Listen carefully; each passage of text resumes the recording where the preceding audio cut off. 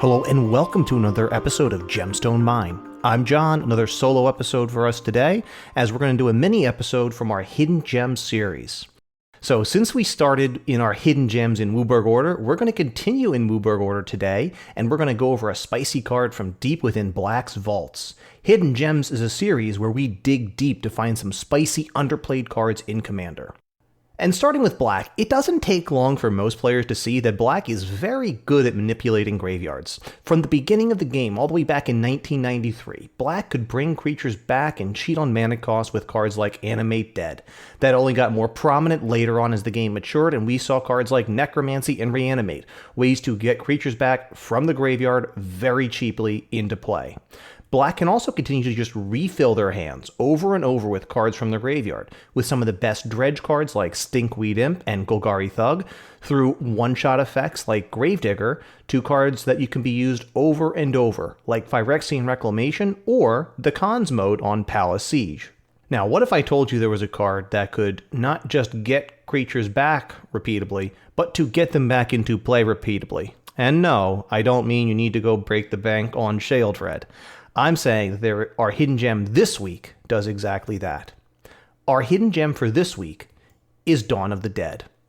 Dawn of the Dead is 2 black, black, black for an enchantment. At the beginning of your upkeep, you lose 1 life. At the beginning of your upkeep, you may return target creature card from your graveyard to play. That creature gains haste until end of turn. Remove it from the game at the end of turn. So apart from the name, which is just awesome, the card is also 5 mana for a repeatable and henceforth free reanimation sneak attack type effect every single turn. That exile cost is a little bit scary because we're Commander players and we want to play with our toys as much as we possibly can. But Black is the single best color in the game at sacrificing creatures for value. Please note that when you read Dawn of the Dead, it lacks that modern templating on reanimation effects like Whip of Erebos, which stipulate that if the creature would leave the battlefield, exile it instead of putting it anywhere else. Dawn of the Dead simply says you exile it at end of turn. That means that if you can sacrifice or bounce or blink the creature you reanimated with Dawn of the Dead, you could keep that value train a-rolling. And if we're just starting in Black, we get some of the best, cheapest, easiest to use sacrifice effects in the game. All-stars like Viscera Seer. 1 black mana for a vampire wizard. It's a 1/1 sacrifice a creature, scry 1. Yes, I will take some nice card selection for a free sack outlet. We also get one-shot, excellent sacrifice outlets like the recently printed Village Rites. 1 black mana for an instant, draw 2 cards, and as an additional cost to cast the spell, sacrifice a creature. Not only that, but even staying in mono black, we get access to the 3 best free sack outlets in the game. We can look at Altar of Dementia, Ashnod's Altar, and Phyrexian Altar. The first lets you pay 2 mana for an artifact to sacrifice a creature and mill target player equal to the power of the sacrificed creature. Ashnod's Altar lets you sacrifice a creature for 2 colorless mana, while Phyrexian Altar lets you sacrifice a creature for 1 colored mana. All of these are excellent ways to keep the value train rolling, to keep stocking your graveyard in Altar of Dementia's case, or with Ashnod's and Phyrexian Altar, use them to continue to play cards out of your hand. Now, when we start to look at commanders, that's where we get some really interesting options. What we want to do are find commanders who play around well with sacrificing or blinking or otherwise getting the creatures that Dawn of the Dead is trying to bring back and then exile off the battlefield before they can be exiled. Merrin of Clan Nel Toth is one of the most popular commanders of all time. 2, a black and a green for a 3/4 legendary creature human shaman. You get an experience counter whenever another creature you control dies, and then at the beginning of your end step, choose target creature card in your graveyard.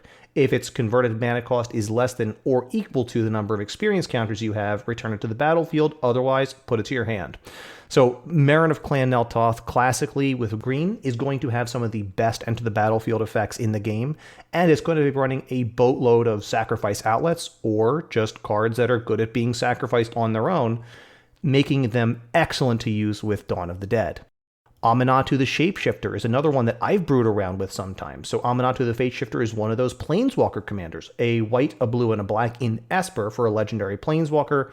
Starts at 3 loyalty. The +1 is draw a card, then put a card from your hand on the top of your library. Not really what we're here for. We're here for the -1, which is exile another target permanent you own, then return it to the battlefield under your control. With Dawn of the Dead, this means you can have the creature enter the battlefield during your upkeep. It will have haste. You get your enter the battlefield trigger.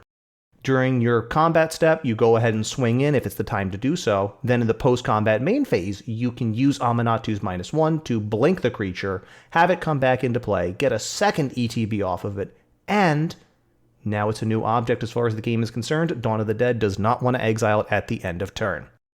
Very recently, with Commander Legends, we got a brand new commander in Obika, Brute Chronologist. 1, a blue, a black, and a red for a legendary creature Ogre Wizard. Obika is a 3/4. Her activated ability is tap. Target player whose turn it is may end the turn. So usually you're going to use this on your turn. When Dawn of the Dead's trigger goes on the stack, you simply say, no, I'm bored with now. Tap, end the turn. You exile the trigger off of the stack. You get to keep your creature indefinitely. So how deep did we dig to find Dawn of the Dead? Well, I have to say, hat tip to our friends in Obika. This deck is already running the Dawn of the Dead at 21.57% of Jex. Good job, Obika players, for finding this one. I think it should be in a lot more, particularly because Grixis in general is really good at reanimation type decks. You have the best looting effects coming from blue and from red. Easy time getting creatures into your graveyard. If you're doing any reanimation shenanigans with Obika, this is probably a great include. It should probably be in more decks. Now, when we start to look at these other decks, Marin of Clan Neltoth, it sees play in 13 out of 3,126 possible decks. That is 0.03%. With the number of sacrifice outlets and sacrificing creatures that Marin has access to and wants to be running anyway, being able to double up on your commander seems like a really powerful effect. It should probably be seeing a little bit more play there. It is in 0.03% of possible Marin decks. And Aminatou, this one really breaks my heart because this is one of my favorite decks I ever made. Aminatou the Fateshifter, it sees play in 3 out of a possible 2,374 Aminatou decks, 0.01%. Overall, Dawn of the Dead sees play in a total of 650 decks out of a possible 226,297 decks that contain black. This is a spicy card. I am pleased to see it getting more play in decks like Obika Brute Chronologist, but there are probably even more decks out there than these that would love to have a repeatable reanimation effect to play around with. Where would you play Dawn of the Dead? Do you have any other hidden gems in black that you want to share? Be sure to leave us a comment, send us an email, add us on Twitter. I'd love to hear from you. So next week, we're going to be getting back to our regularly scheduled full-length audio episode. We hope you've enjoyed this shorter Hidden Gems episode. I'm John. This is Gemstone Mine. Take care. You can reach the crew from Gemstone Mine on Twitter at GemstoneMineMTG or send us an email at gemstoneminepodcast@gmail.com. On YouTube, we're Gemstone Mine Podcast. Be sure to like, subscribe, and hit the notification bell.